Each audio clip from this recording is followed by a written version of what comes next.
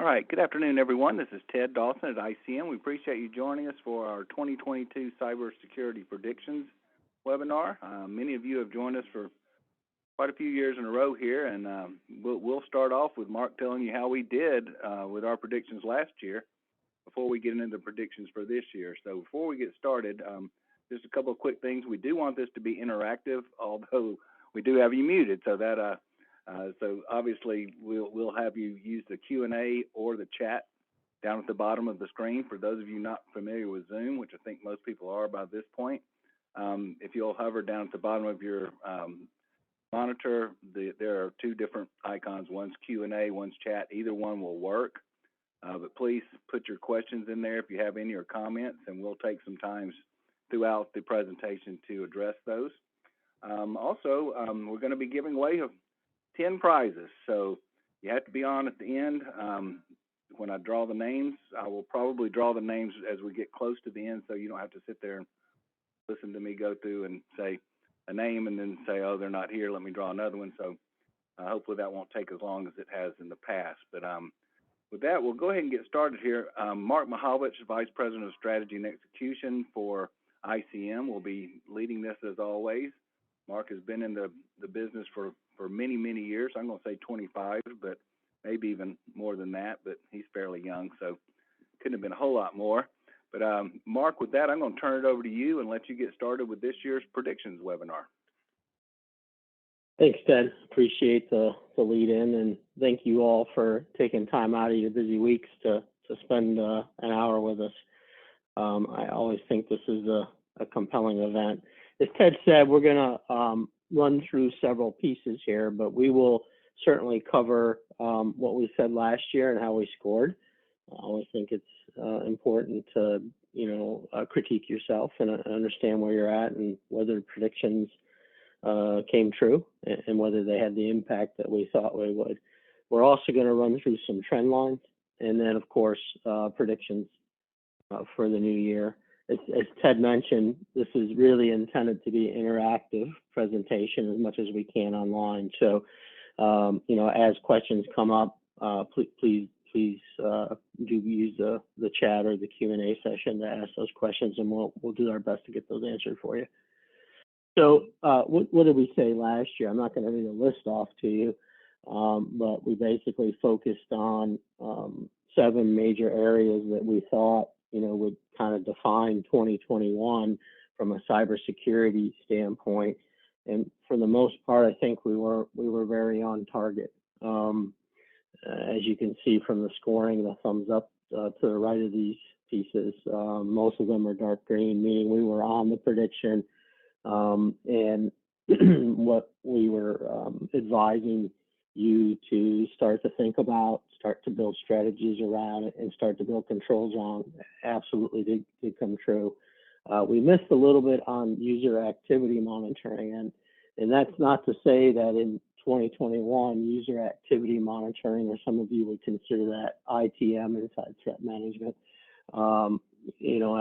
programs and technologies were deployed, right? And they certainly were used throughout 2021, not quite at the level we thought would happen. So we were predicting that was work from home issues and the inability of business managers to fundamentally interact and if you want, vet and watch over employees. We thought user activity monitoring services would be a bigger investment and certainly deploy a lot faster than it did.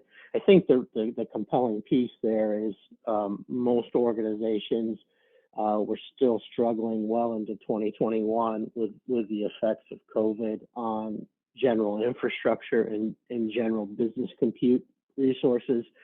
And we're still trying to optimize those situations, right? So something is new, if you want to consider it new, is user activity monitoring that would be new to most enterprises and most stacks and portfolios. Just wasn't in the budget, and certainly the resources weren't there to support those efforts. So those strategies get pushed back a little bit, but they are there, and we do see that. The other one is cloud API attacks. We were predicting that we thought that bad actors would start to move into that space. And again, it's not that it isn't happening; it is, but not nearly at the level that we thought would come about in 2021. And I would tell you, really, the reason for that is they didn't need to, right? With the prevalence and success of just something as basic as ransomware, there's still a lot of very soft targets out there, and bad actors didn't essentially have to do anything more complex than what they were already doing in order to profit. And we'll talk about that a little bit later in the presentation. And then two that are interlinked are enemies, meaning nation states being super active in the use of cyber attacks and other forms of social media attacks, being super active. Certainly true. We all certainly saw what happened with Colonial Pipeline, right? And some other things was inside the country.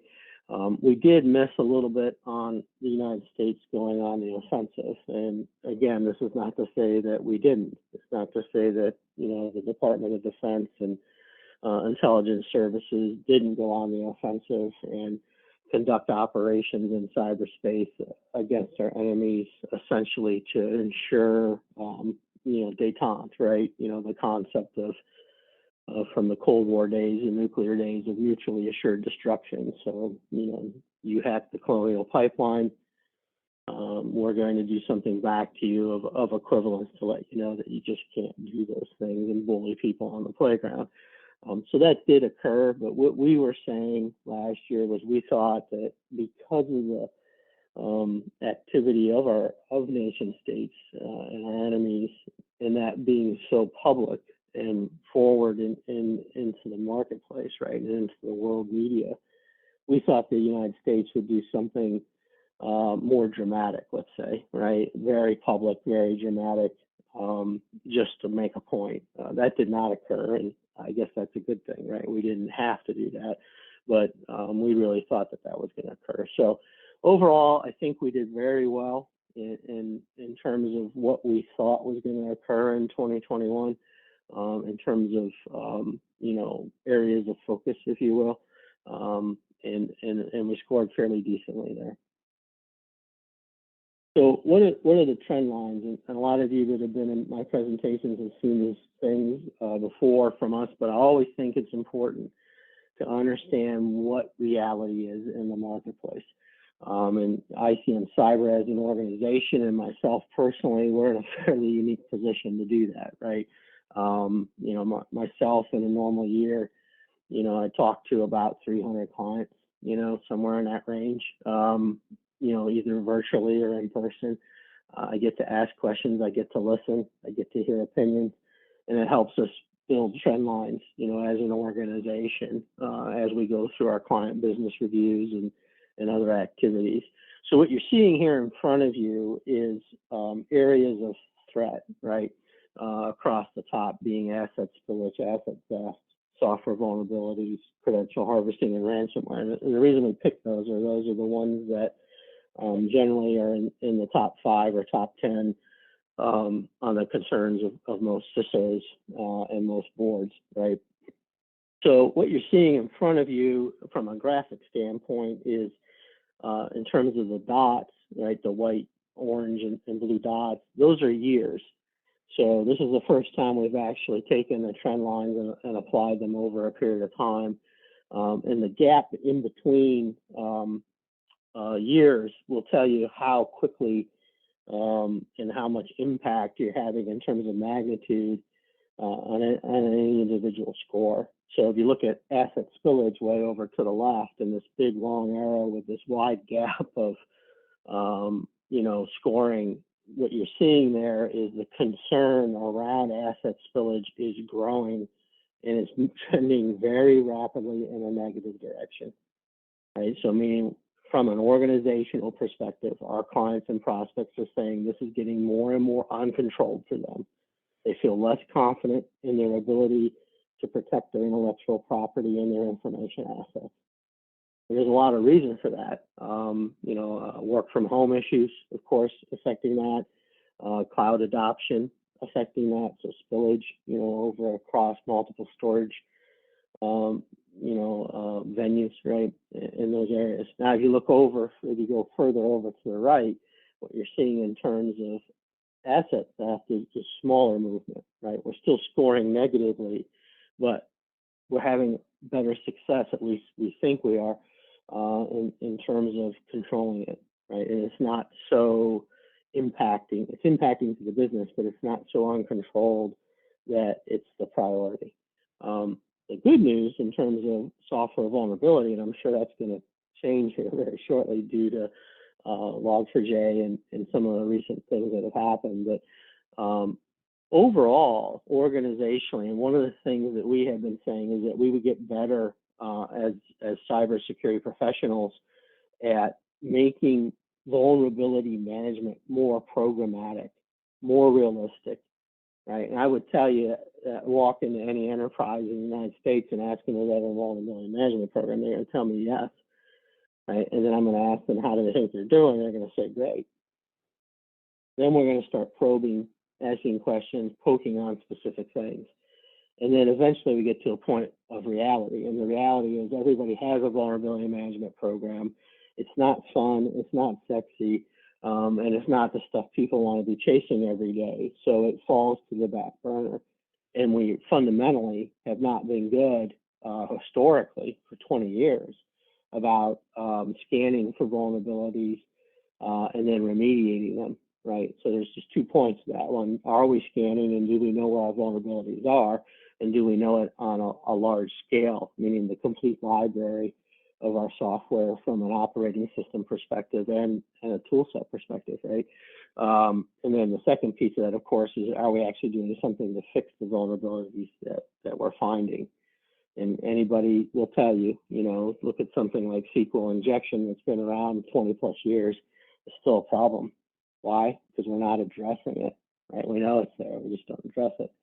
So for the course of 2021, people were reporting that they felt better in this space, that they felt they were getting more programmatic, foundationally better, gaining results. And I think that's true, right? I have seen and felt, an adherence to vulnerability management program controls and concepts. I think obviously with some of the stuff in the press, it opens our eyes a little more and it'll make us feel emotional a little more uncontrolled. But overall, I don't think bad. And then, of course, the big one, ransomware. Ransomware still continues to be a problem, right? It's slowing, as you can see, but it's still uncontrolled. And we're still having to deal with it. And again, software vulnerability management offsets against that, right? So, how can you be improving on your vulnerability management side, but still be threatened by ransomware, right? Well, 0 days and unknown vulnerabilities and things that can affect you, even if you have a great program. But, you have to juxtapose those two pieces and understand that maybe, we're fooling ourselves a little bit, right? And we're not quite as solid as we think we are. So if we move forward from here, the next piece I want to look at is this is more trend lines related to business concepts, right? Or things affecting the business and not directly threat. They're things that induce risk into organizations, right? Because of change. And anytime we make changes to the machine, the tendency for the machine to break or for us to introduce additional risk into the enterprise becomes pretty high. And you can see here, the good news is in most cases, we're trending positive, right? Meaning our ability to deal with those business concepts, institute proper controls around it, conduct monitoring, and in a sense, protect the enterprise is getting better, right? You certainly see that with internet dependence and device proliferation. So we're still obviously, creating a larger and larger attack surface, and we'll talk more about that later in the presentation as well. But our ability to deal with it is getting better, and our confidence about dealing with it is getting better. The thing that I find interesting, and again, we'll address this more finitely later on in the presentation, is staffing losses, right? That's that's interesting. There's always been concern there, and we all know that finding good resources and maintaining them has always been a problem, but it's becoming a much more acute problem, and we'll get into that a little bit further out in the presentation here. One other little piece here that I wanted to go over was secure service edge, or what some of you would call secure access service edge, right? So SASE, those concepts. How are we doing there? All the rage, right? Everybody over the last year or two, that's all we've been talking about, putting that in zero trust networking, putting that label on every tool set that's out there and convincing people that, this is the future state of the industry and what we need to be doing. And it is, right? But how are we doing? What is the reality of us meeting, true SASE implementations, right? And building those environments and actually introducing monitoring and controls in accordance with, security frameworks, right? And good practices around information asset protection. And the reality is we're not there, right? We're smarter. We're definitely smarter, and we're maturing, which is good. But the reality is most enterprises just haven't made the transition. They are still in their diligence phases, right? In discussion phases, a lot in proof of concepts and trying to get forward. But it's a hard thing to do, right? It's a fundamentally different way of thinking, and a different way of computing, and a different way of accessing information. And so it takes a while to understand that, right? And make those changes. And as you delve into actually true cloud adoption, much like our organization did 4 or 5 years ago, you start to understand things about how the cloud works that you just didn't understand before. And that, of course, changes your perspective as well. So we are seeing good maturity around CASB, and we're seeing deployments there and success there. But things like cloud security posture management, or cloud workload performance and protection, or cloud identity management, and the list goes farther out to the right there. We just can only fit those 3 areas of focus on the screen. Those things are fairly weak right now. We don't have the skill sets around it, nor do we have the tool sets or technologies or programs in order to solve that. But we're making progress, which is good news. I mean, in a year and a half, this has trended up from red, orange, into greens, right? Which is an important thing to understand, that we're making progress. So I'll stop there before I get into the 2022 prediction areas, just seeing there's any questions around how we scored last year, or how we did last year, or the trend lines themselves. One question. I haven't seen any questions come through so far, Mark, but just a quick reminder for those of you who maybe weren't on when I said this earlier, but you are muted, so please use the Q&A or the chat down below to pose your questions or comments, and we will address those as we take breaks in the presentation to answer questions and comments. So don't hesitate to put something in there. We do want it to be interactive, but none right now, Mark. Okay, thanks, Ken. I guess I've just done a brilliant job of explaining things, right? So nobody has any questions. But, please ask them. I like the interactive nature of things, and I like debate or viewpoints, right? It helps me do my job better, so don't be afraid. So we're going to get into the 2022 predictions here. I will tell you there's a lot of content here. I'm going to try to move through it quickly. So it's not going to be in depth per subject area, right? So if you have questions, certainly ask them. If you really want to dive into any of these areas in depth, let me know. We'll schedule time to do that and go much deeper than we can do in the short amount of time that we have here. So moving forward. So after a quick reminder, we did get a couple jump in. We had a couple of people mention that staffing has been a problem for them, and they don't see it getting any better. So I don't know if you want to make comment on that or not. And the other is, do enemy attacks include info ops and misinformation? Yeah, those are good questions. So the staffing question I'm going to address, and we'll talk a little more in depth about that later here in the presentation. So let's get there. And then if I don't answer enough of the question or I don't make enough, helpful answers there for you, certainly ask more questions then. So I'll just address that later. As it relates to attack and the threats, yeah, I mean, there's what I would call the physical attacks, right? The attacks on computer infrastructure, compute infrastructure, right? So this is malware and ransomware and, DDoS attacks and these types of things, as well as, harvesting type operations for information or credentials. That certainly is the core of our business, right? And that's typically where we focus. But if you're not focusing also into misinformation, right, in those types of areas, that's getting more prevalent as well. In a couple areas, certainly it can affect brand, right? Your brand in the marketplace, if the trolls, if you will, are getting on and causing disruption on your social media platforms to your brand and your brand identity. But also misinformation can be subterfuge, right? So the ability to plant misinformation or create false alerts, if you will, or distracting alerts in order to hide another avenue of attack, right, or a crime. So we're starting to see that, and the concept of flooding, right? If you want to think of it in that term, that's kind of a DDoS thing, right? But the concept's still the same.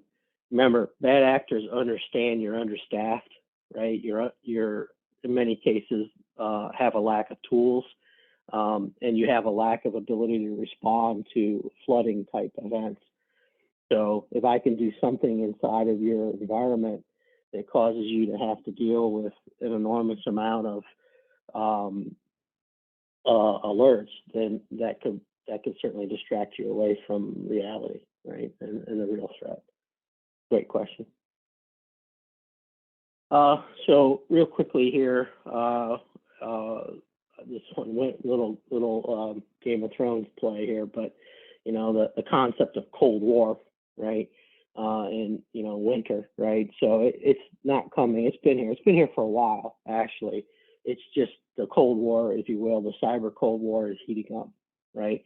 And now we're getting to a point where we're starting to see those effects become more bold. And you have to remember, our state of affairs inside our country, certainly, will dictate what our enemies and nation states and bad actors of them themselves will do, right? So anytime that they feel that we're diverse, right, in our thinking and divisive, and we're fighting amongst ourselves, they're going to use that obviously to their advantage. Remember, authoritarian states, their goal is to stay authoritarian, and there's not very many of them left in the world.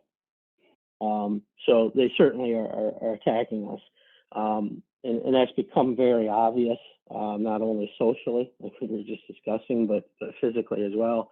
And Colonial Pipeline is a good example of a nation state or bad actors attacking us where we're weak, and where we are weak is our supply chain. This is a country that's very fundamentally tied to getting its things when it wants its things, consumerization, right? And anything they can do to disrupt that causes, obviously stress and consternation in the consumers in this country. That obviously impacts our economy when we can't do business and conduct business. And then, of course, that creates political divisiveness, right? Because everybody wants to blame somebody. And we all have, whatever side of the fence we're on in those areas. So it's a good way for, our enemies to make us hold less stature, in the world economy and certainly in the world itself politically. So we really have to start to get into these concepts of defend forward. You hear in the military, right, is don't set your defense at your perimeter. Get out forward, use intelligence services and recon and other things to make sure the enemy's coming before they come, right? And we have to start to think that way in terms of cyber defense and what we're doing. We're too often putting out fires that we're not really thinking about the impacts of what we're doing. And the example I would give you, right, is a few years ago, obviously, but we all remember the attacks from threat actors that went through IP wired devices that weren't, quote unquote computer devices, right? So thermometers inside of, fish tanks and, IP generated cameras and those kind of things. So, all that's realistic, to happen and attack. Well, the bad actors, right, our enemies are thinking about those things years in advance, years in advance. Some cases 10 years or more. So the things they're doing today are not the things they're going to be doing 5 years from now. And so you have to start to think about that, and you have to start to think about the impacts of what you're doing as you start to introduce technology or new concepts into your businesses in order to achieve an end. The simple one I would give you is utility, right? So most utilities over the last 10 years have made a concentrated effort to put wireless measurement devices on their utilities, so they don't so the guy that goes and determines how much electricity you use or water you use doesn't have to come in your house anymore. Great, they can just drive by, or a truck can drive by and they can download information. What's that mean to the resiliency of the network? There's an impact there, and trust me, our enemies are thinking about that. And don't assume you're not part of the defense of this country, right? You be the smallest company in the world with no intellectual property of any value, and you're still part of the problem, right? Because you could be collateral damage, or you could be used as a control point to launch attacks if somebody is able to take over your network. So you can see the comment there from General Joseph Dunford, who was the Joint Chief of Staff a few years ago, right? And you can't assume that you're not part of the problem just because someone else will do it better than you. You have to really start to pay attention here. So identity access management, right? An area I think is long overdue. We focused on a little bit last year, but I think an area is long overdue in terms of modernization, and we are getting there. The trend lines are showing that, but we're definitely not moving there in mass, right? So some of that is it's not a focal point because it's again generally not seen as something that affects us, day to day immediately. Like it's a long-term project. It's complicated. It takes a long time to do and do properly and implement properly. And it kind of always gets backburnered as a result, in terms of prioritization. It's if the firewall has a vulnerability in it, or needs to be patched, or the rules need to be changed, that's more immediate business impacting, so that goes first, right? And identity kind of gets pushed to the backside. But the reality is the identity infrastructures and access infrastructures we've been using for the last 20 years are old. They're 20 years old. They're archaic. They don't meet the demands of a hybrided, multifaceted cloud environment, whether you're hybrided terrestrial, right, to cloud, or terrestrial to cloud to multi-cloud, or just multi-cloud, right? And then you throw in the whole mix of device proliferation and work from anywhere, and it starts to go downhill pretty fast. And I would tell you fundamental tenet of cybersecurity is knowing who is accessing your systems, right? Are they who they say they are, right? Do you want to allow them in, and what do you want to allow them to have access to? If you can't do that fundamentally in a strong way, the foundation crumbles really quickly, right? So it's good that we're doing that, and it's good that we're focused on it. I think part of the problem also you'll see is the phrase zero trust and zero trust networking and all those things. Again, a nice phrase, and we're sticking labels on everything inside of the industry and labeling everything zero trust. But what is it, right? I think if you really go out and fundamentally talk to people, everybody has a different idea of what zero trust really means when you get beyond the soundbite, right? When you get beyond, we're just only going to we're going to trust no one and only allow trusted resources and network. Okay, well, how are you going to do that? And what does that mean? And you're doing that at the perimeter, you're doing it at the firewall, you're doing it with software, how are you doing it? And I think what you're finding is there's no agreement there, and I don't think there should be. It's very bespoke. It is very tied to your organizations and what you're trying to achieve in your environment for you. So the reality is nobody has it and everybody has it, right? So I think it's an area to focus on and start to modernize on. We did it ourselves at ICM Cyber, and it was foundational, and it's very important to our overall strategy, right? So I would encourage you to do that. I'm going to take a little break here. I see some things popping across the chat, and just want to make sure I'm topically answering things. Yeah, thank you, Mike, because we have had a couple come up. So one is our organization, healthcare, has had turnover due to COVID shot mandates on top of the shortage of IT security professionals already. So more of a comment, but yeah, that's definitely something that's happening. Did you want to comment on that? Yeah, certainly. Again, I think I'm going to address that a little bit later, a little bit deeper, in terms of staffing and the problems you're seeing there, but certainly a very acute problem. So I will address that. We'll get that a little bit later. What else do we got here, Ted? I'm sure it will come up in the predictions. Do you see an increase in API and app vulnerabilities? And yes, I do believe that's coming up. Yeah, it is. Ted saw this. Yeah, maybe that's this thing. So we'll get to that in a minute too. Good stuff. Great questions, people. So let's talk ransomware, right? So ransomware is the topic, right? And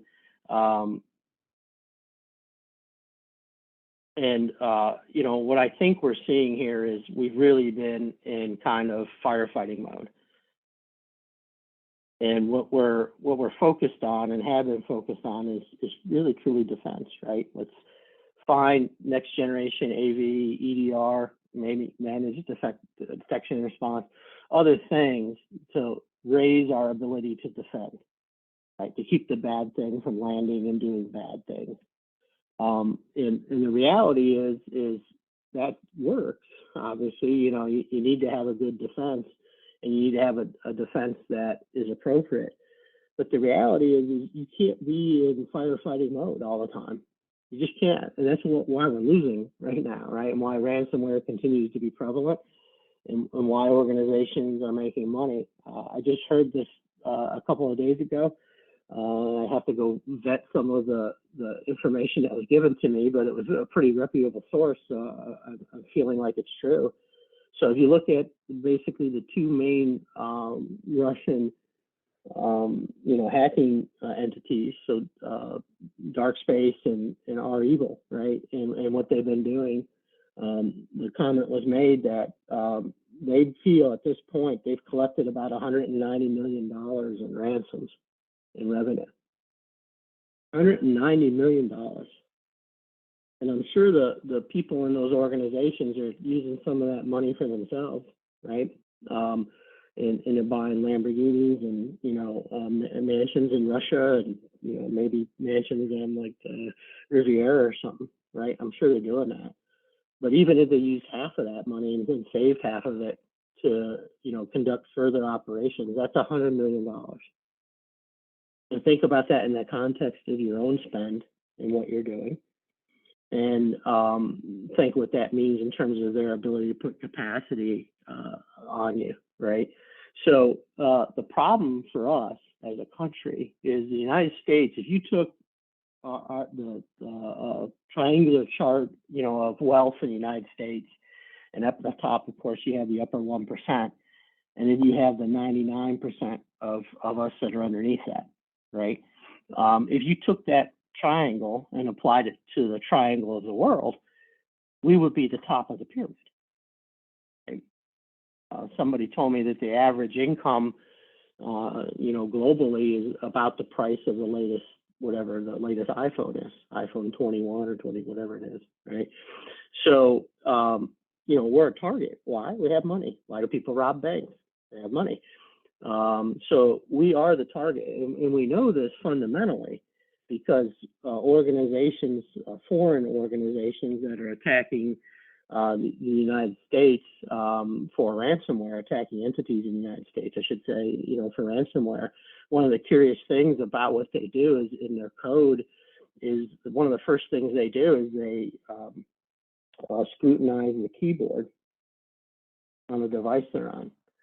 And if they see that that keyboard is not English keyboard, they just stop doing what they're doing and they go elsewhere. Think about that. The first thing they do is try to determine whether you're a Western nation and an English-speaking nation, so they don't waste their time. Talk about efficiency in your job function. So it's interesting that they're going there. And then you add to the mix that you're having this proliferation of attack surface. So we had about 150x, not percent, 150 times growth in attack surface from 2002 to 2021. That's internet connected devices, right?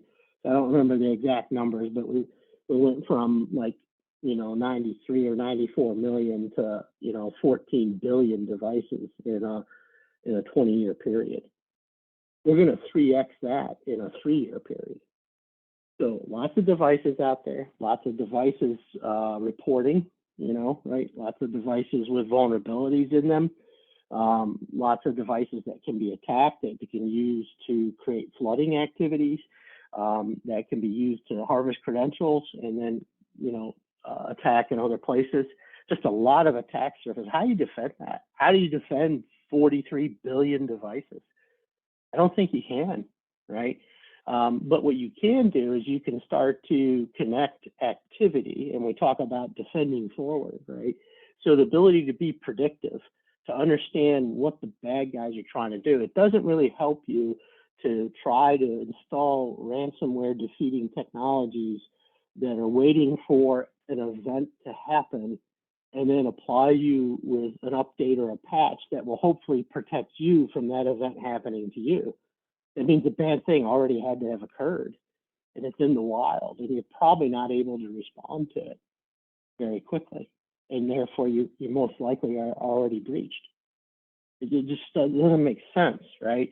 So what you have to do is you have to be able to do, the behavioral analytics type activities, right? And you have to be able to weave indicators of compromise and artifacts from 43 billion, devices and systems and the alerts that they're throwing off and understand it, trend line it, and start to see where someone is probing you and what they're trying to do so you can put the defense out prior to the bad thing occurring. Right? Defend forward. Understand what, let's say a dark space is trying to achieve this year by their activities out in the world. And the only way to do that is to collect gobs and gobs of information, right? We're talking oceans of data, right? If you understand the concept of data puddle, data, pond, data lake, data ocean, we're talking oceans of data, and you have to be able to crunch it and use algorithms and things to define it down into meaningful content for you, so you do understand what's happening out there. So the only way that's going to occur is mass compute resources. So what you have to look for is you have to look for providers in these spaces that are starting to build collaborations with some of the larger cloud compute entities in the world. And I'm not going to say there's only 3, but there's 3, right? So guys that understand how to compute in a massive, massive scale, store information in a massive, massive scale, and then, enumerate it, right? Normalize it and get it down to a meaningful component to allow you to act. So as you look at your tool set providers and companies and their roadmaps, understand where they plan at, because you're not going to do that yourself. You can't afford it. Simply cannot afford. You don't have the expertise, number one, and 2, you can't afford it. So we're going to be reliant on those entities, right? So let's talk about tool set investment and then using our tools better, or the long phrase operationalization, which is a really long word. So what we're seeing is organizations stopping the flow of buying things. Not to say that they aren't, right? They're certainly doing their renewals and they're certainly adding capacity. But in 2020, there was a rush to invest heavier into newer tool sets to modernize and deal with the COVID situation, and all those things. It's slowing now, right? So either organizations have made their bets for how they're going to modernize, or they simply do not have the budgets. My theory, they don't have the time. Nobody has the time to go out and look at and vet new technology. Nobody has the time to build plans about how to implement new technology. Nobody has the resources to go out and implement those new technologies. And in terms of prioritization, fixing old and busted is really on the minds of boards more so than acquiring new and shiny, if that makes sense. So we have to get better at operationalization, right? We have to do that, and that should be a focus, right? And I think also because of the rush to respond to COVID and work from home and all the consternation that created, we need a little bit of a reprieve or a vacation, right? So we just can't add more tools. We're just tired, right? And we just can't do it. But operationalization of cybersecurity has to happen. And for those of you that have been around a long time, and yes, Ted, it's more than 25 years for me, you would remember this. So if you go back and look at infrastructure in the late 90s, it was a mess too, right? And we were all trying to figure out how to keep our data centers up, and disk drives are crashing every day. And how do you monitor that? And how do you respond to that? What happens when there's an outage? What do you do with data? And how do you keep it near real time? All those things. Well, we solved those problems. It wasn't easy, but we did it, right? And now today, people run data centers. They don't think twice about any of that. When's the last time any of you thought about a disk drive crash? It doesn't happen. Why? Because we operationalized infrastructure and we got it to the point where it was controlled and manageable, right? And we had resiliency and we could respond if a bad thing happened in minutes, not days, weeks, or months. So the same thing is on the cyber side. We have to build programs. We have to become fundamentally stronger at our workflows. We actually have to do things with the technology we owned or do own, right? And we need to do it better. And I think certainly automated response, SOAR, type stuff will start to push in as well, right? Because again, we don't have enough people, and we have 43, potentially by 2024, 43 billion devices we're going to have to manage and control and fix and patch and whatever. So we have to automate. We just don't have enough people. So I think you're going to see that over the course of 2022 is more focus on fixing our house and less focus on adding to our house. I saw another question there, Ted. If you want to pop in there and look at it, I'm going to keep moving. Yeah, if you're ready to take a quick question break, we've had a couple come in. Sure. So how are customers using automation or technology to scale their security posture and move away from reliance on manual reactive work? Yeah, so I think you see that in a few places.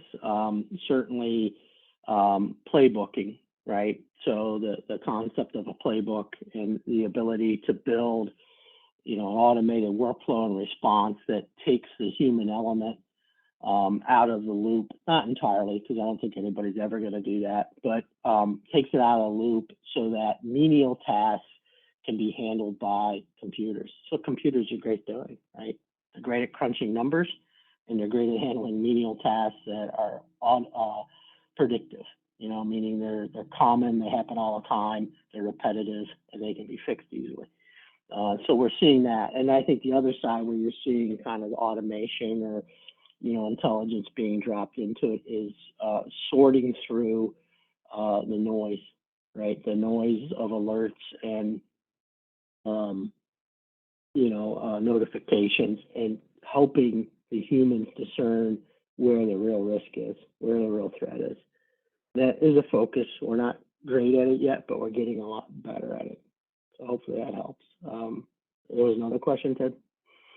Yeah, there were a couple more actually. So what kind of activity does one look for that would reveal a bad actor sitting inside a company's systems waiting to pounce? Yeah, Yeah, well, it could be a lot of things. I don't know if I got time here to go down an enormous list, but you know, certainly anomalous behavior is always a good area to focus in on. So if you look at end users, your employees, you know, they're fundamentally fairly predictive animals, right? Most of us are, right? We think about how you work and what you do. Yeah, your day floats a little bit, but your response to your day is pretty much the same. You get up at the same time, you log on the same time, you get your coffee at the same time, you type the same way, use the same type of words. You know, when you type, you access systems in a certain pattern, you know, all sorts of things, right? So those are always good indicators that something is amiss inside an organization. Certainly odd, you know, geolocation type activities. If you're me, Mark Mahovlich, and you fly a lot, it's probably not real odd to see me log in Orlando and then log in Chicago and then log in Phoenix within, you know, a short period of time. For other people, it would be. You know, so that's a good indicator. I also like thresholds around data, right? When someone accesses or pulls data, we do that here at ICF Cyber, right? If you pull data on one account and information on one account, you know, we watch you, but we're not that concerned. If you do it for 30, we're concerned. So I think those are good indicators there as well. And there's a lot more, but that's a few for you. Another question, Ted? So we still got a couple more. Do you foresee quantum computing being a big security factor soon? And if yes, how should organizations be preparing? Yeah, great question. And quantum computing scares me. It's one of those technologies that could be so defining, you know, for humanity. And the example I would give you is think of a fighter plane or even a modern day aircraft. The way we fly an aircraft today and the things we're able to do in aircraft is different than, you know, in 1940. And that's because of computerization, right? The ability to compute and do high level mathematics on a plane and then have the plane do work for you, kind of what we're talking about in terms of security automation, right? The pilots don't fly all the time. And they certainly don't respond all the time. And in fact, you'll find the computer is better at responding to something like an air pocket than the human would be, right? And you see this in automated cars and other things. So there's all kinds of promise to compute, right? But in quantum computing, the ability to do math calculations faster and more immediate changes the way the world operates in a big way. And we will see that over the next 10 years or so. I'm from Cleveland. Cleveland Clinic just put in a huge quantum computing apparatus, right, inside the clinic. So these things are real. But what you have to remember with quantum computing, I don't want to get too far in that subject, I could talk about this all day, but the ability to do a 0-1 calculation faster. And how does that work, right? So today you have, you know, mechanical switching basically, right? So you can do a 0 or a 1. So if you have to make a decision as something a 0-1, a 1-1, a 1-0, or a 0-0, you have to do 4 calculations, right? And it takes so much time to do that, whatever amount of time it takes. In the quantum world, it's based on the state of atoms and the amount of states an atom can have at one time, right? Or electron or whatever at one time. So if you have the right element and it can do those 4 calculations simultaneously, and I don't know what element that is, but let's say, you know, like, you know, helium or something, right? And you build a quantum computer based on that. It's now doing all 4 of those kind of calculations simultaneously. It's at a minimum 4 times faster. And that's one atom doing that one calculation. Now string a whole bunch of atoms together and you start to see the problem. And so something as simple as encryption totally breaks down. It's already almost there anyways. You can go out and buy, you know, a Raspberry Pi for $40 and string it together, you know, in parallel and build a supercomputer for $4,000. I'm pretty sure you can break down 128-bit encryption pretty fast. I certainly can break down, you know, an 8-digit or 8-character password. They were doing that 8 years ago, 10 years ago. So quantum computing changes it. So how do we prepare for it? Hard to say. What we have to understand is we have to start to study quantum computing and start to understand the sheer gross capacity to compute and what that means to things that we've held as tenets as secure areas, as fundamentally sound areas of security, for the last 10 or 20 years, like encryption, like passwords. I'll give you a good one, right? Let's say I can't break encryption, just can't break it, right? But encryption typically, as it goes over the wire, is some sort of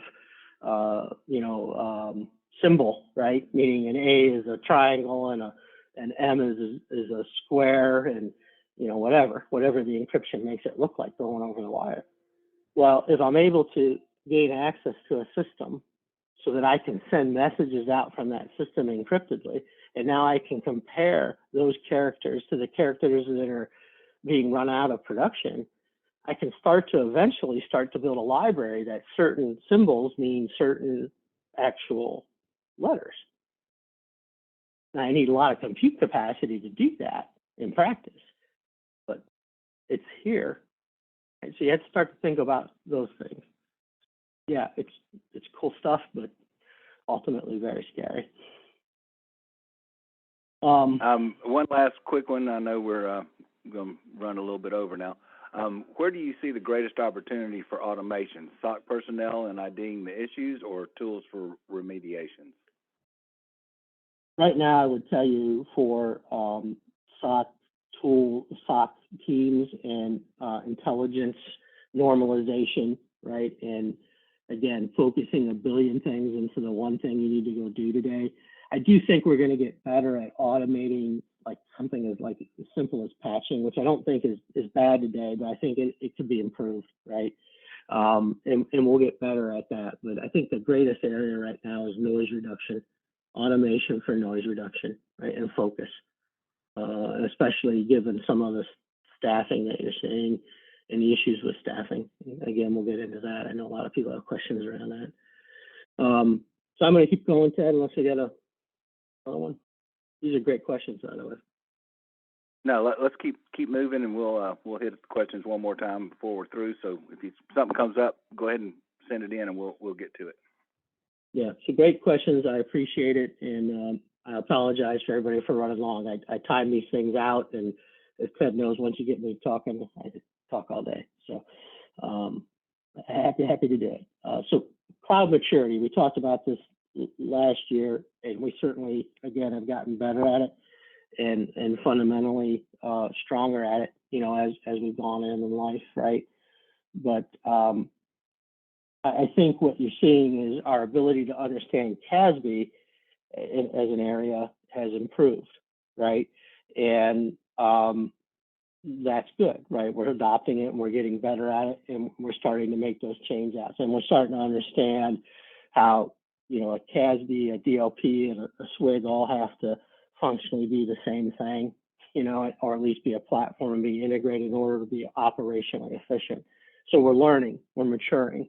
When you look at things like, cloud workload performance and protection, cloud security posture management, cloud identity access management, these things, right? Privileged access management, encryption of data, like the 201 stuff to cloud security, or the 301, if you will. We're not there yet. We're learning and we're getting better, but that will continue to be a focus. Because as we get into cloud and we learn more about it and how it really works, what it really means, and how it affects the business and what the risks are, we have to start to expand our understanding. Cloud security, unfortunately, is not just cloud access security broker. Right? You can't buy one of those and be done, much like any other thing in cybersecurity. Somebody had asked a question earlier, and yeah, I think API and script attacks will increase. I said this last year, and I'll say it again this year. I think this, again, is just one of those soft underbelly areas, right? And you're seeing them, fundamentally, like Log4j, right, is attacking a vulnerability inside of software that's existed for a long time, And I'm sure somebody discovered it a long time and has been sitting, waiting, right? Sitting and waiting. They're patient. You know, hackers are very, very, very patient people, right? And I think if you look at what really is happening in the API and scripting world and our reliance on software as a service now, our reliance on web systems and what's going on in those areas, you know, all that is a concern, right? And most of you probably don't even understand or know the amount of APIs and things that are in place inside of your organization, right? And what's being used and not used. How many of you even have a library or a documented instance of it, right? We just had a client, that's put in perspective for you, we just had a client this year, it's pretty large bank, and you know, we're deploying some technology and created an outage in the bank in a very specific area. And the result of that outage was because they're using a tool inside the bank that's completely undocumented. Nobody even knew it was there. Core and fundamental to their business. And when the outage happened, there were a lot of angry people, right? And a lot of pressure to fix it rapidly because it was so core and fundamental to the business that nobody documented. That's just bad behavior on our part, right? As IT and IS professionals. How do we not know? How do we not document that? But we didn't. And when you look at the proliferation of software as a service spend right now and people going out and buying cloud-based services in order to do jobs, right? And they're not necessarily running through the traditional, you know, due diligence process through information technology, meaning there are guys that own units of business that run a unit of business, say in Brazil, and if he wants to buy a tool and it's within his budget, he just buys it. Buys it on a credit card sometimes. Well, one, spillage issues, right? And two, now you're using a whole bunch of technology that maybe it looks easy and simple because it's a web-based service, but what APIs are we using? And what's flowing across those APIs? And do we know the information that's flowing across those APIs or the scripts that are handling those things are really doing what they're supposed to be doing today, or has somebody compromised them? And I think this is a huge, huge area. I'm expecting this to suddenly be the focal point over the next 5 years, because we're inherently software driven, right? And Agile is nice, but Agile isn't secure. Keep all that in mind, right? As you start to run through where you can get hurt bad. This is a hurt bad space. Another one, DLP, back from the dead. I know a lot of people think data loss prevention technology, well, data loss prevention as a concept was dead, right? Because it has largely and wholly been not very effective, ineffective, you know, over time, right? And that's largely due to the fact that most legacy-based DLP solutions are very fundamentally built on the concept of black and white, right? Black and white rules. And we all know the vast majority of the activity that happens in a business as it relates to our information assets and sensitive assets is not black and white. It's very gray. I always use the concept of the word merge. Is that good or bad? Not black and white, right? Because if I send an email to my boss and I say I'm going to be late to the meeting today because there was an accident and I had to merge into 4 lanes of traffic, from 4 lanes of traffic to 1, benign, right? But if I send another email to my boss and say, hey, I hear we're going to merge with, you know, ABC company and we need to go make changes to our stock, you know, potentially you just committed a crime. So this is the problem with data loss prevention. It's very contextual, right? And most of the legacy systems were built, again, on black and white instances and rules. And what you found was that having to manage all those rules in a real enterprise environment was near impossible, because you had thousands of rules and thousands of exceptions, and it just got untenable. And again, it takes focus. So when things are untenable, right, and difficult, people lose focus in them, they fail. So a couple things driving this. One, the Great Resignation, right? So we all probably heard this term, but a lot of people leaving their job in huge numbers. This is not the normal churn. right? And when people leave their jobs, they take stuff with them. So years ago, there was a study done about this, and 68% of people that left their jobs for another job took stuff with them that they knew they shouldn't be taking, and they admitted to it. 68% admitted to it. I'm telling you the number's probably closer to 98%, and there's just 38% of those people that wouldn't admit to it because they knew what they did was wrong. So the Great Resignation, people working from home, right? Assets being at home, not at work, right? At least, mentally for people or emotionally for people, is leading to more intellectual property leakage than ever before. But we can handle that through more modernized approaches to the problem of data loss prevention, or information, what I would term information asset protection, right? By blending UAM and DLP, right, we're able to get way better visibility, right? Certainly everywhere on every protocol, and we're able to make decisions based on risk, not a black and white rule. Back to that merge email, the risk of that email, the risk of what that individual is doing. Does it tie to other behaviors that are bad for that individual? Is there a picture being painted here? So we don't have to be so draconian, right? We don't have to set hard, fast rules. We can say this asset's important to us. We want to watch this asset and how it's being used. And then if we start to see anomalous behavior or things that are risky in nature, right, not only for that asset, but things around that asset, behaviors around that asset, then we'll go do something about it. Then we'll go institute a control. What does this allow you to do? One, you free people up to work, right? Two, you don't have to manage thousands of rules. And three, you're actually, defending the problem where the problem is, not everywhere. You're focused on the place where you have a problem. If you think of it like a fence line, right? You watch the whole fence, or do you want to watch the part of the fence where somebody clipped the fence? Well, if you had a system that told you specifically the spot and area where somebody used a pair of clips and clipped the fence, you'd go there first, right? That's the idea. So I think you're seeing the resurgence of that, and again, work from home and a lot of things driving that.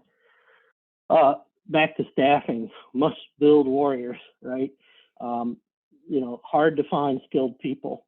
So there's just a simple math problem, people, and I have another presentation that goes through all this, but in order to work in information security, assuming that the tool sets aren't doing the work for you, right? And again, that automation component and artificial intelligence doing more of the thinking, you have to be STEM qualified as a human.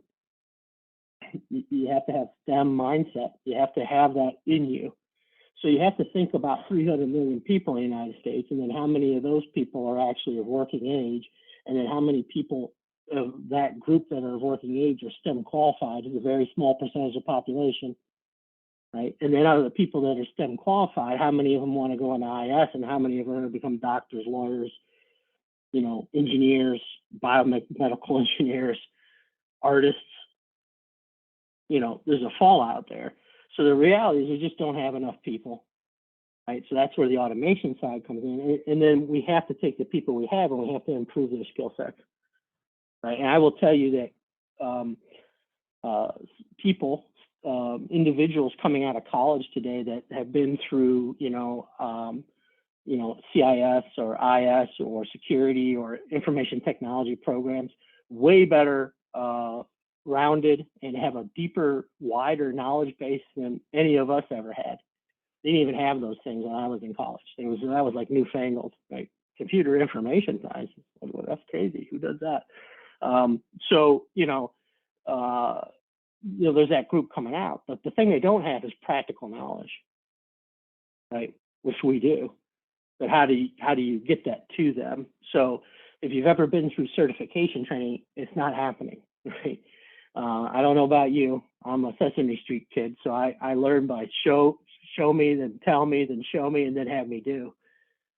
I learn more by do than anything because of my attention span, right? So traditional book learning doesn't help me. It makes me smart, right? It gives me a foundation. It doesn't help me. So gamified training aspects, right, where you're teaching people how to do things and respond and think critically, and think outside the box. It's the difference between saying, hey, here's a tool, and click on this button, and the tool shows you where the malware is, and see the malware, and now hit this button, and that remediates the malware, and all these kind of things that you go through in normal training. That's different than putting somebody in front of a screen that says, there's malware on this machine, go find it. So we have to build resources because we don't have enough. It's a shortfall. There's negative unemployment in our industry. There has been negative unemployment for the last 5 years, maybe longer. We're growing jobs at a faster rate than we can fill them. And don't forget, you're also retooling. So you have a lot of people, very intelligent, highly capable, mature people that have been doing a job in information technology that maybe was not a traditional cybersecurity job. And the one that's easy is networking, right?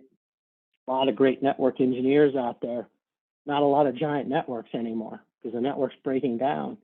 So we're starting to free those people up. They can be retrained, retooled, and put into the workforce. So we have to fundamentally think about that, and you have to start to build whatever you want to call it, education programs internally, and you have to actually do it. You can't just put $1,000 in the budget and send somebody to school for a week. You got to build really fundamental programs around education. And then let's get into gig economy and staffing. So not enough people as is, not enough trained people as is, 68, 70, 100% growth in jobs in cybersecurity over the last few years. We're not producing enough people out of college, and the ones we are producing, not that they're bad people or they're not intelligent, they're just not skilled. They're naive to the realities of the world. So they need to be tooled up. So that's a big problem.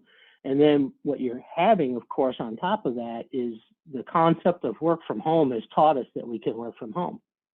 And that's a great thing, right? And I think a lot of people enjoy the aspect of work from home and probably find themselves more productive. But what it also means is that you don't have to be in an office in a physical geolocation in order to do your job.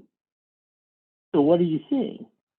So if you're, I'll pick on the banks again. If you're a bank in New York, in the financial district of New York, and you need resources because there's this huge negative unemployment or this negative employment situation, right, going on inside the industry, and you normally have to pay an asset, a human asset, a resource, a lot of money because you're living in New York, right? And let's just say, for sake of argument, you got to pay an average, fundamentally, maybe not senior but junior resource, maybe $250,000, so they can survive and operate in New York City. Right? So one, can you find them? No. Two, you have to pay a lot of money for them. That's impacting, right? And especially when you need to gain FTEs and the budget says you have enough FTEs for 10 and now you need 20, right? But now we're in a gig economy. We're in a work from home economy. So it's not really hard for the guys in New York to figure this out and say, hey, I can go out to Iowa, right? Or Wyoming, Arkansas, picking on those states, but the cost of living there is much different. And now I can hire a resource there for way less than $250,000. I save money. And the really cool factor is I can go to that resource, let's say in Iowa, and I can give that person a raise to get them to come to work for me. I can pay them more. So I'm actually saving money. I'm paying, let's say, 140 instead of 250. But I just took somebody from 110 to 140. Everybody's happy except for the company that they stole the asset from. So this predatory hiring practice is happening. And people are understanding that they, one, can work from anywhere. So why work from, like me, why live and work in Cleveland, Ohio, which I love, my home city. And I love the people there, and I love the sports there, and I love the culture there. I just don't like winter anymore. So I work in Florida in the winter.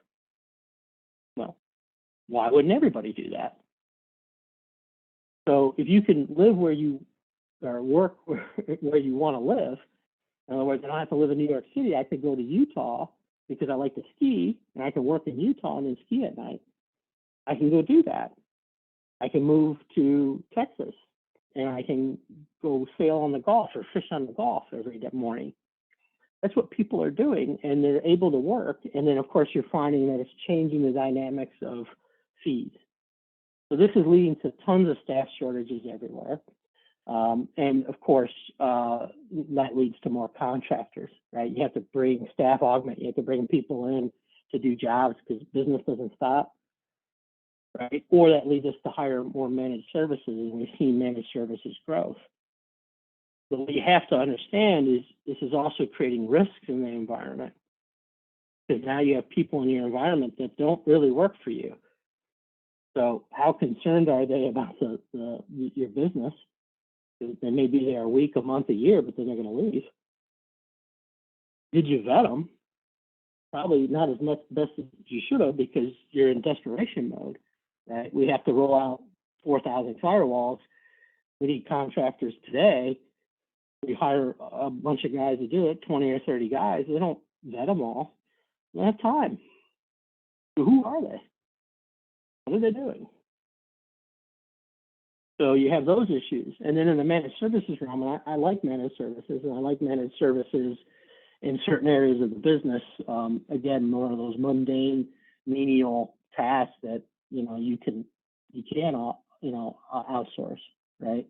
But what you're finding is a growing discontent there, because the managed services are not the same as an employee. The employee's there; they want to be there long term. They have some obviously internal tribal knowledge that managed services and contract providers will never have, right? So that's always important to your effectiveness as an employee. And then, of course, they have some skin in the game, right? They're emotionally attached to the business, and people don't like to think of themselves that way. But when you're an employee, you act differently than if you're not.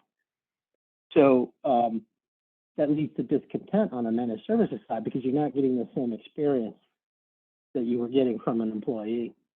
So we have to get better on the managed services side, the providers do, right? But we also fundamentally as businesses have to understand that it's not going to be the same, and that we have requirements or things we want from an experience standpoint.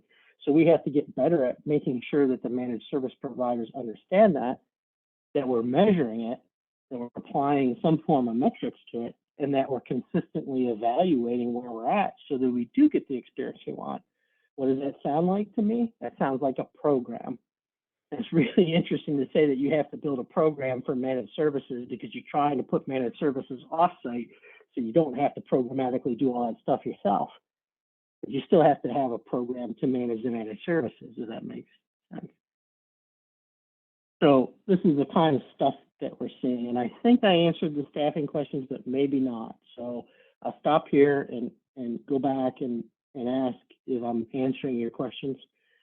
If not, just put another question in the chat and we'll address it.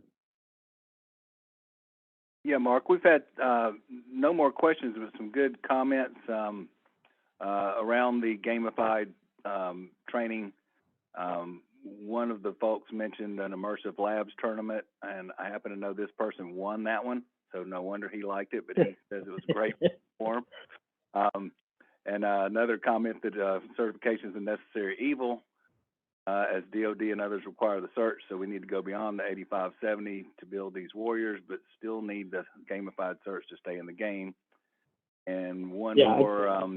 That's a fantastic comment, by the way. I agree. And I'm starting to, just to add on to that, I'm looking forward to the day that certifications are less about the qualifications to do a job or be hired, contracted in to do a job like the DOD, and it's more about the metrics of your merits, what you can actually do. So think of it this way: most businesses, right, will require a college degree for you to be hired to go work for them. So who's better, a kid that went to school, very intelligent, and spent 4 years in college and did all the book learning and took all the tests and has now come out the other side at 20, or I guess 21, right? Or from a merit standpoint, would you be better off hiring a guy that's been hacking since he was 12 and actually was a successful hacker and never went to school? Think about that. And we'll talk about that maybe next time. Sorry, Ted. I know we're trying to move on here. One last question. Don't you need to be in the office to establish and grow organizational culture and all the abilities that the culture brings to the company? Somewhat of a comment and a question. Yeah. So that's a good comment, and I will tell you, I lived, in my business life, I lived through 9/11 and the impact of 9/11 and how it changed the way we conducted business and traveled, and what that meant, right? So I've seen the long tail of this. Is my point. So we basically had another 9/11 just on a global scale, right? So the pandemic is going to change the way we work, the gig economy, right? It's going to accelerate those things, and we will not go backwards. Things will never ever be the way they were. So just put that aside. So now you have to look at what you're doing and what that means. So take a company like ICM Cyber, right? We've been a work from anywhere company basically since our inception. So we have a home office. Ted works there, right? It's from a staffing perspective, it's a small percentage of our staff, and it's mainly HR, accounting, operations type people. The rest of us all work from the road, and we work everywhere. And when you do that, yes, you have to change the way that you think about how you interact with employees, how you punish them, how you reward them, right? How you check in on them, how you measure what they're doing, how you listen to what's going on in their lives, right? All changes because it's not the same. You can't just walk down to a cube and get a feeling whether, I'll pick on one of my employees, Dion. Did Dion have a bad day last night? Did he stay out too late? Is he tired? He's hungover, right? Did someone in his family die? Is he sick? You can't know any of that, right? Because you just simply can't walk down and observe it. So you have to find ways to make sure that happen. And I'll give you a very acute problem that we had. So we have obviously a lot of employees that work remote. A lot of those employees not necessarily have a family environment that they live in day to day, at their house, right? It's just single or whatever, right? And then some of those people, obviously, they're working from the road. And when you're in a hotel room, nobody's there with you. So how do you deal with COVID?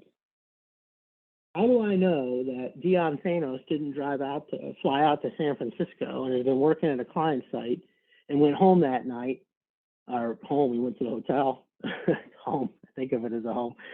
He goes to the hotel that night and is now suffering from COVID and is out of the game.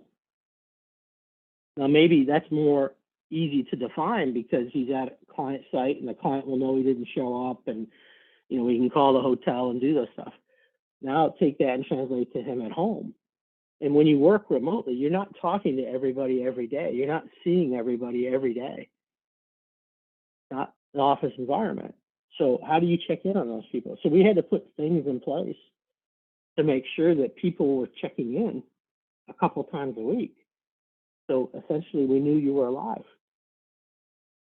And that's interesting, right? So, and then to your question, how do you build a culture? How do you build the ICM cyber culture and what it means and all those things? And there's ways to do it. We won't go into it all here, but yeah, it's a lot different. And then think about how do you do that if 100% of your staff are people you hired and work for you versus 70% of your staff you hired and work for you, and 30% are subcontractors, contractors, or outside parties that you can't affect their lives, right? Because they're not your employees. So think about all that. Yeah, those are good questions. Too long of a subject for today, but just give you some thoughts there.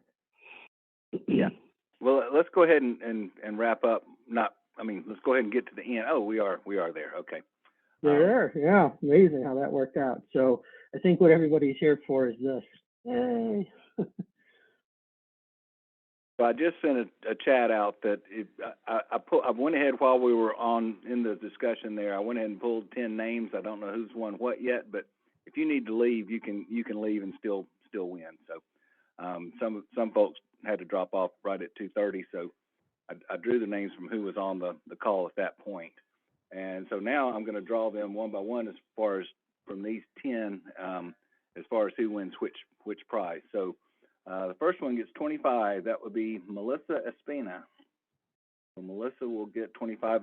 And the way this will work is I will send an email to each of the prize winners after the session is over and get an address to ship the gift card to you. So let me pull another name. Bob Gilmore. So Bob, I'll get one out to you. Pull the next name. Mike Stoopy. I'll get Mike's out on the way to him. And the last $25 one, Brian Baldine. So Brian, I'll get that out to you. I'll reach out to you. Then there's three $50 gift cards. So this next one will be for $50. Okay, it's Andrew Walling. So Andrew, I'll reach out to you after the call. The next one for $50 is Christine Grant. So Christine, I'll reach out to you. The next one, last one for $50 is Mike Kraft. So Mike, I'll get that out to you. Two were $100 gift cards, which is a little more exciting. First one, Curly Henry. Curly, I'll reach out to you about your gift card. Next one, so there's two left. Jeff Gibson gets a $100 gift card. That leaves one last name for the $250 grand prize, and that is Chris Phillips. So if I didn't draw your name, I apologize. You had a fairly good chance as we did 10, and so you had some pretty good odds, but not everyone could win. But hopefully you won by learning some things here today. Mark, thank you very much for the presentation. I thought you did a great job with that. We'll see just how good you did next year when we go back through this again and grade your predictions for 2022. With that, we'll let everyone go. Hope you have a wonderful holiday season. We appreciate all the business and the relationships through 2021, and we look forward to a good 2022 with all of you. So thank you very much and have a great afternoon. I'm sorry we ran long. Thank you. Thank you.